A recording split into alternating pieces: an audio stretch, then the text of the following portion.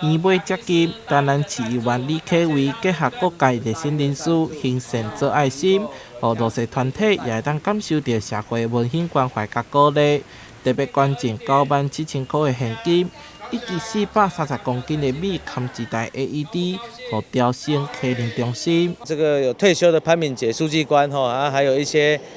这个默默善心的人士来到潮新启能中心，阮给因安尼捐助掉安尼一个可以 AED 啦那个心脏的方面的那个协助的一个那个器具还有一些现金上的支持，还有一些白米潮新因主要长久拢照顾到这身心障碍发展迟缓的一些